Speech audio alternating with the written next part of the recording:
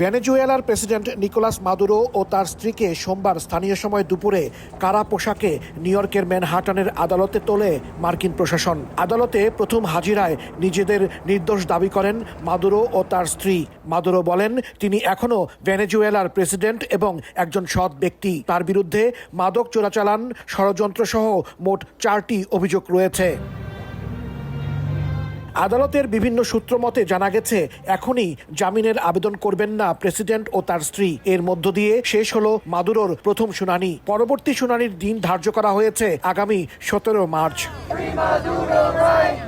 এর আগে নিউ ইয়র্কের আদালতে শুনানি চলাকালে মাদুরোর পক্ষে স্লোগান দেন বিক্ষোভকারীরা। ট্রাম্পকে ধন্যবাদ দিয়ে পাল্টা স্লোগান দেয় আরেক পক্ষ।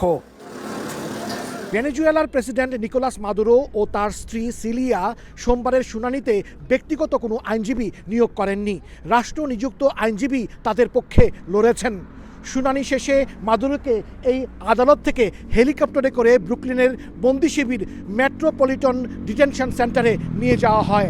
এখন আইনি প্রক্রিয়া শেষে কবে ও কী রায় হয় তা সময়ই বলে দেবে। এদিকে শুনানিতে মাদুরো নিজেকে নির্দোষ দাবি করার পর কিউবা, কলম্বিয়া, মেক্সিকো এবং ডেনমার্কের অঞ্চল গ্রিনল্যান্ডকেও হুঁশিয়ারি দিয়েছেন মার্কিন প্রেসিডেন্ট ডোনাল্ড ট্রাম্প। ফ্লোরিডা থেকে ওয়াশিংটনে ফেরার পথে এয়ারফোর্স ওয়ানে গণমাধ্যমকে দেয়া সাক্ষাৎকারে ট্রাম্প গ্রিনল্যান্ডকে যুক্তরাষ্ট্রের অন্তর্ভুক্ত করার ইচ্ছা পুনর্ব্যক্ত করেন। বলেন, জাতীয় নিরাপত্তার দৃষ্টিকোণ থেকে গ্রিনল্যান্ডকে যুক্তরাষ্ট্রের প্রয়োজন।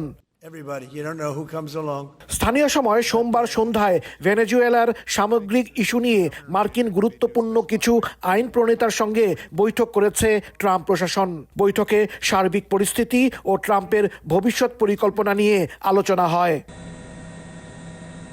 গেল শনিবার ভেনেজুয়েলার প্রেসিডেন্ট মাদুরো ও স্ত্রী সিলিয়াকে দেশটির রাজধানী কারাকাসের বাসভবন থেকে আটক করে যুক্তরাষ্ট্রের বিশেষ বাহিনী। পরে হেলিকপ্টার, যুদ্ধজাহাজ ও সামরিক বিমানে করে তাদের নিউ ইয়র্কে আনা হয়। এই অভিযানের বৈধতা নিয়ে জাতিসংঘ নিরাপত্তা পরিষদও তীব্র প্রতিক্রিয়া দেখিয়েছে। মহাসচিব অ্যান্তোনিও গুতেরেস বলেন, আন্তর্জাতিক আইনের নিয়ম মানা হয়েছে কিনা তা নিয়ে তিনি উদ্বিগ্ন। নিরাপত্তা পরিষদে রাশিয়া আর চীনও যুক্তরাষ্ট্রের এই পদক্ষেপের নিন্দা জানিয়েছে। এটিকে রাষ্ট্রপ্রধানকে অপহরণ এবং সার্বভৌমত্বে সরাসরি হামলা বলে দাবি করেছে ভেনেজুয়েলা।